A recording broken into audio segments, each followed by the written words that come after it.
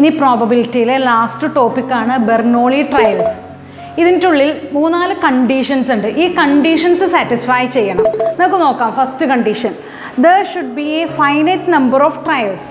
നമുക്ക് ട്രയൽസിൻ്റെ എണ്ണം ഫൈനൈറ്റ് ആയിരിക്കണം. ദാറ്റ് മീൻസ് നിങ്ങൾക്കറിയാം ഇൻഫിനിറ്റി എന്ന് പറഞ്ഞാലും ഫൈനൈറ്റ് എന്ന് പറഞ്ഞാലും. അപ്പോൾ ഫൈനൈറ്റ് നമ്പർ ഓഫ് ട്രയൽസ് ആയിരിക്കണം. Second condition, the trials should be independent. ഒരു ട്രയലും മറ്റൊരു ട്രയലിനെ ഡിപ്പെൻഡ് ചെയ്യുന്നതായിരിക്കരുത്, കാരണം ഇൻഡിപെൻഡൻ്റ് ആയിരിക്കണം. മൂന്നാമത്തെ condition, each trial has exactly 2 outcomes, success or failure.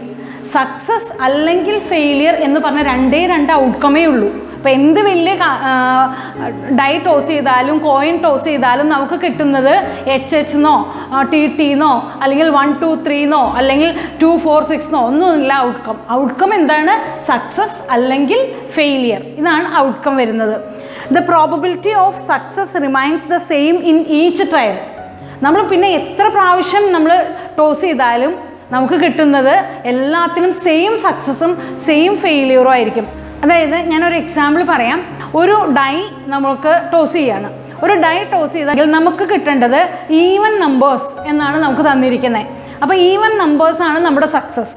ആ ഈവൻ നമ്പേഴ്സ് സക്സസ് ആണെങ്കിൽ ഇപ്പം നമുക്കറിയാം 2 4 6, അതായത് സാമ്പിൾ പോയിന്റിൽ 3/6 ഇതാണ് നമ്മുടെ സക്സസ്. ദാറ്റ് മീൻസ് 1/2 ആണ് നമ്മുടെ സക്സസ്.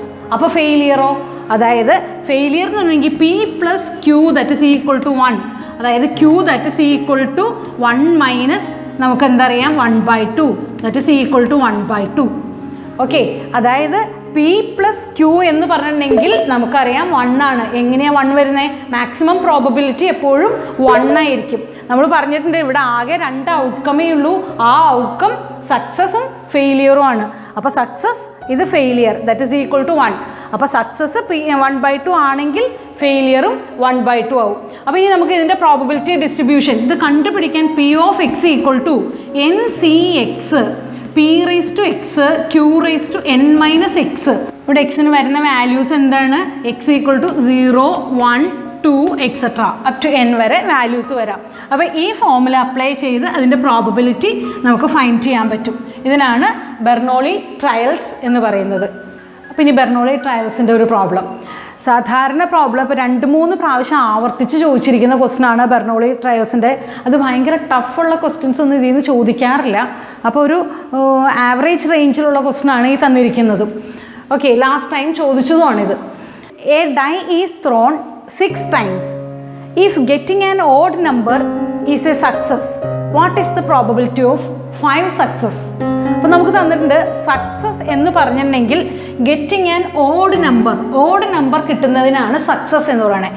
അപ്പോൾ P that is equal to നമുക്കറിയാം സക്സസ്. ഇവിടെ ഓഡ് നമ്പർ ഡൈ ത്രോ ചെയ്തിട്ടുണ്ടെങ്കിൽ നമുക്കറിയാം S എന്ന് പറഞ്ഞാൽ 1 2 3 4 5 6. അപ്പോൾ ഇതിൽ ഓഡ് നമ്പർ എന്ന് പറയുന്ന ഇവൻറ്റ് 1 3 5. അപ്പോൾ ഇവിടുത്തെ P എന്ന് പറഞ്ഞാൽ സക്സസ് ഇവിടെ 3/6 ദാറ്റ് ഇസ് ഈക്വൽ ടു 1/2. അപ്പോൾ ഇവിടെ സക്സസ് 1/2 ആണെങ്കിൽ ഫെയിലിയർ എത്രയാണ്? Q that is equal to 1 minus 1/2 that is equal to 1/2. Okay, അപ്പോൾ നമുക്ക് കിട്ടി സക്സസും ഫെയിലിയറും കിട്ടി. ഇനി ഇവിടെ നോക്കിയേ, a die is thrown. A die ഉണ്ടോ? ഒരൊറ്റ ഡൈ ത്രോ ചെയ്യണം. എത്ര പ്രാവശ്യം? 6 times. അപ്പോൾ n ഈക്വൽ ടു ഇവിടെ എന്ത് വന്നു? 6. If getting an odd number is A success, what is the probability? നമുക്ക് ചെയ്യേണ്ട ക്വസ്റ്റ്യൻ 5 സക്സസ്സാണ്. അപ്പോൾ എക്സ് എന്ന് പറയുന്നത് ഇവിടെ നമുക്ക് എന്ത് എടുക്കണം? 5 എടുക്കണം. അപ്പോൾ probability P of x equal to 5 നമുക്ക് കണ്ടുപിടിക്കണം. അതിനു മുമ്പ് നമുക്ക് P of x എന്താണ് formula? NCX P⁻x Q⁻n−x.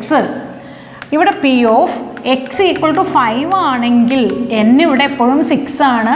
6C5 1/2. ഇവിടെ എക്സിൻ്റെ സ്ഥലത്ത് 5.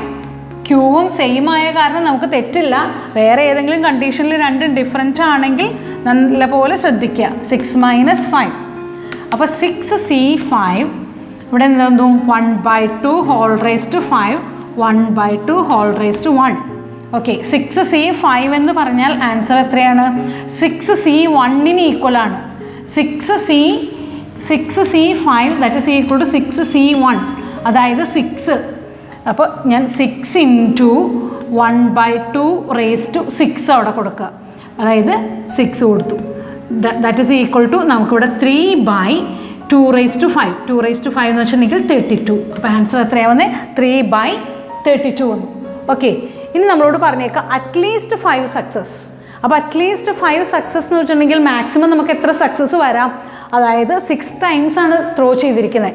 അപ്പോൾ നമുക്കിവിടെ ആൻസർ ഇവിടെ എന്താ വന്നേക്കണേ, probability of x equal to 5 plus probability of x equal to 6. ഇതാണ് നമുക്ക് വരുന്ന അറ്റ്ലീസ്റ്റ് 5 സക്സസ്. ഇപ്പോൾ x ഈക്വൽ ടു 5 ഓൾറെഡി നമ്മൾ കണ്ടു. ഇനി probability of x equal to 6 ആണ് നമുക്ക് ഫൈൻഡ് ചെയ്യേണ്ടത്. അപ്പോൾ probability of x equal to 6 എന്ന് പറഞ്ഞാൽ നമുക്ക് ഫോർമുലയിൽ നേരെ കൊടുക്കുകയാണ് 6c6 1/2 q, അതായത് 1/2 this is equal to 6c6 എന്ന് വെച്ചിട്ടുണ്ടെങ്കിൽ 1 ആണ്, 1/2 ദാറ്റ് മീൻസ് നമുക്കിവിടെ നിന്ന് എന്ത് വന്നു, ഇത് 1/2 അപ്പോൾ 1/2 ദാറ്റ് മീൻസ് 1/64. Okay, answer. ഇനി നമ്മളോട് ചോദിക്കാൻ ടോട്ടൽ എന്താ പറഞ്ഞേക്കണേ, പ്രോബബിലിറ്റി ഓഫ് അറ്റ്ലീസ്റ്റ് നമ്മൾ എഴുതുക at least 5 success that is equal to probability of x equal to 5 plus probability of x equal to 6. അപ്പോൾ ഇവിടുത്തെ ആൻസർ 3/32 പ്ലസ് 1/64 വേണമെങ്കിൽ ഇൻറ്റു 2 ചെയ്തു. ഞാനിവിടെ എന്തോ ചെയ്തു, എൻ്റെ കയ്യിൽ കാൽക്കുലേറ്റർ ഇല്ലാത്ത കാരണം ഞാൻ ഇങ്ങനെയൊക്കെ ചെയ്യുന്നു. 6 + 7, അപ്പോൾ 7/64 answer. There are 5 defective items in a large bulk of items. What is the probability that a sample of 10 items will include not more than 1 defective items? അപ്പോൾ ഇവിടെ നോക്കൂ, 10 n എന്ന് പറഞ്ഞാൽ ഇവിടെ 10 ആണ്. നമുക്കിവിടെ success തന്നിരിക്കണം there are 5 defective items. That means P എന്ന് പറഞ്ഞാൽ 5/100. ഇതാണ് ഡിഫക്റ്റീവ് ഐറ്റത്തിൻ്റെ പ്രോബബിലിറ്റി. That means 1/20. അപ്പോൾ Q എന്തായിരിക്കും, അതായത് 19/20. Okay, what is the probability that a sample of 10 items will include not more than 1 defective items. ഇപ്പം നമുക്ക് പറഞ്ഞിരിക്കുന്നത് നോട്ട് മോർ ദാൻ 1, അതായത് 1-നേക്കാൾ കൂടുതൽ വരാൻ പാടില്ല.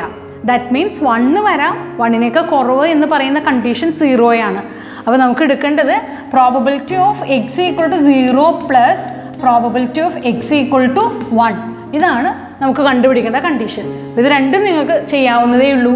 അതായത് n എന്ന് പറഞ്ഞാൽ 10c0 p⁻x, അതായത് 0 q⁻10-0 പ്ലസ് ഇവിടെ നിന്ന് എന്താ 10c1 p⁻1 q⁻10-1. അതായത് പിയും ക്യൂ എന്താണ് 10c0. p എന്ന് പറഞ്ഞാൽ 1/20, q എന്ന് പറഞ്ഞാൽ 19/20. Okay, plus 10c1 p 1/20 q 19/20 (9). Okay, ഇനി നിങ്ങൾക്ക് കാൽക്കുലേഷൻ നിങ്ങൾക്ക് അറിയാവുന്ന 10c0 എന്ന് പറഞ്ഞിട്ടുണ്ടെങ്കിൽ 1 ആണ്. പിന്നെ ഈ കാൽക്കുലേഷൻ നമുക്ക് ചെയ്യാവുന്നതേ ഉള്ളൂ.